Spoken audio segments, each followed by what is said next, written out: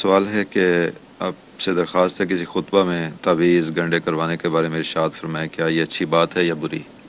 ہزار دفعہ یہ گفتگو جماعت میں مختلف وقتوں میں علماء کے ذریعے بھی اور خلفاء کے ذریعے بھی سامنے آ چکی ہے، مشرم کی تحریروں میں بھی یہ تو اس طرح بات کر رہی ہیں، اس سے بالکل کوئی نئی بات ہوتی ہے۔ تعویذ گنڈا وغیرہ کو اب ایک دستور زندگی بنا لینا حد سے زیادہ جہالت ہے، اور تمام اسلامی معاشرے کی روح اس سے تباہ ہو جائے گی۔ اصل دعا ہے، حضرت مسیح علیہ السلام نے 1300 سال کی رفتہ رفتہ جو رسوم اختیار کرنے کے انداز تھے ان کے خلاف ایک عظیم جہاد فرمایا، اور اسلام کو اس کی اصل صورت پہ بحال کرنے کے لیے بہت بڑی جد و جہد فرمائی ہے۔ یہی دراصل مجددیت، حقیقی مجددیت ہے، اسی کا نام مہدویت ہے۔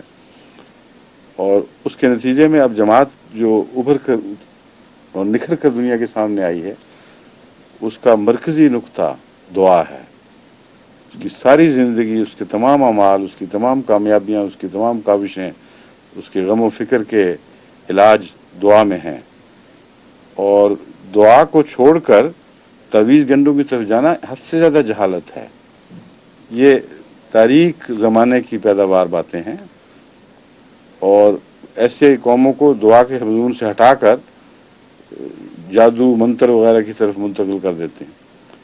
یہ کہہ دینا کہ رسول اکرم صلی اللہ علیہ وسلم نے یہ دم کی اجازت دی، یہ ایک بالکل الگ بات ہے۔ تعویذ گنڈے کا معاشرہ پیدا کرنا یہ بالکل الگ بات ہے۔ حضور کے زمانے میں ایسا ہرگز یہ کوئی معاشرہ نہیں تھا، دعا ہی کا معاشرہ تھا۔ اور جس دم کی بات کرتے ہیں اس میں سورہ فاتحہ بطور دعا استعمال ہوتی ہے، اور وہ اب بھی اسی طرح جائز ہے۔ سورہ فاتحہ کو دعا کے طور پر آپ چائے پانی بھی پڑھ کے دعا کریں اور نفسیاتی لحاظ سے اس کو برکت کے لیے دے دیں، اس حد تک تو کوئی حرج نہیں ہے۔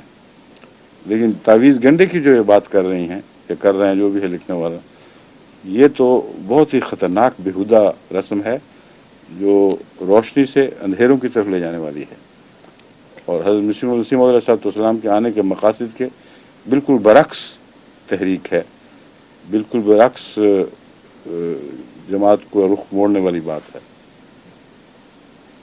پاکستان